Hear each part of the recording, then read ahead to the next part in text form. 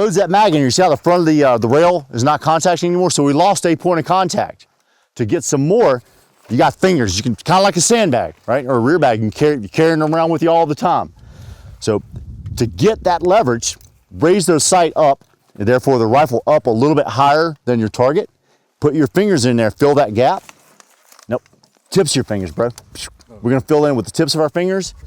There you go. And then just push down into the tips of your fingers.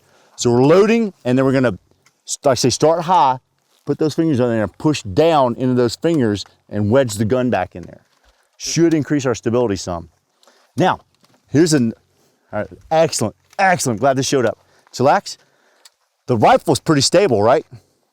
What about the cat behind the rifle? Go ahead and get back up there. Oh, was this no. Back to where you're at. No, back to where you're at. There you go. So here's the downfall of kneeling. Very unstable left or right. You're more stable standing up than you are on a knee. The only time we would shoot unsupported kneeling is because we need to get lower, right? Because this is absolutely crazy unstable, all right? Probably, if you can get it, be better off getting two knees on the ground and therefore increasing points of contact and a little bit more width and stability. If you can see. Short and shit. All right, if you got some other options, cruising on down. And bam, now you're sitting on your butt, now you got another point of contact. Open area, old school patrolling kind of kneeling, right? I don't think it's very stable. Now, if it's something that lowers your signature, go with it. If it's a stability kind of thing you're looking for, I think we're more stable standing up than we are in a kneeling position because we've got a wider base, more left and right stability.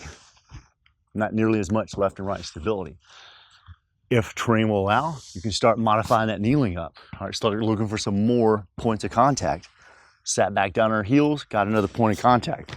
Roll that elbow up there, forward of the knee there, get some more points of contact, get some stability.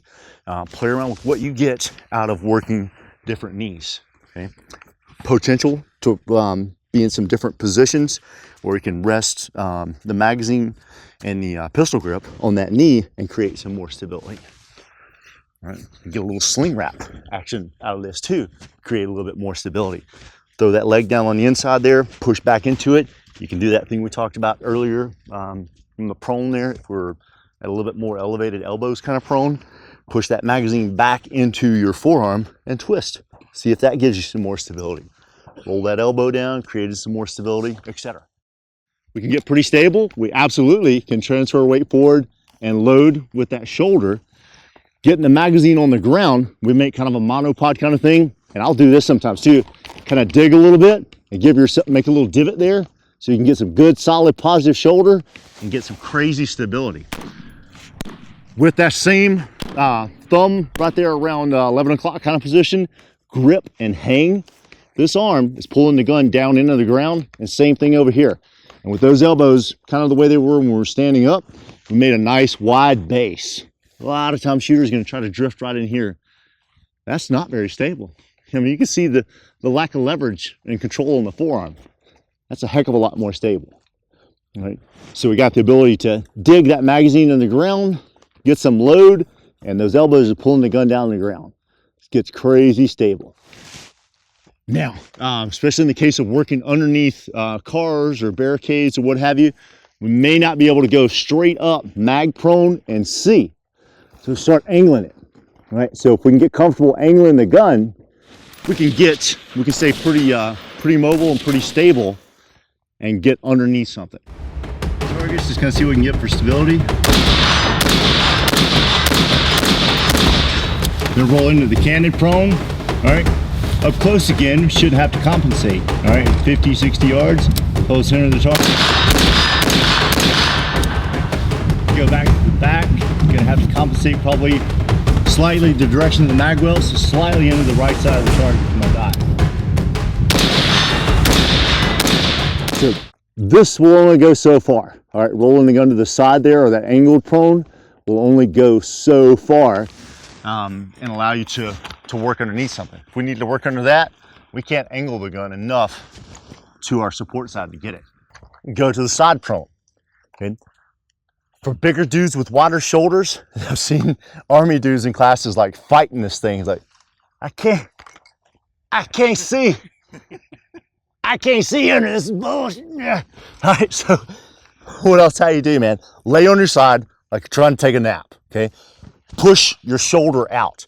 Lay on your scapula. I don't know if you guys can see where I'm at. I'm not keeping that shoulder straight up. Lay on your scapula.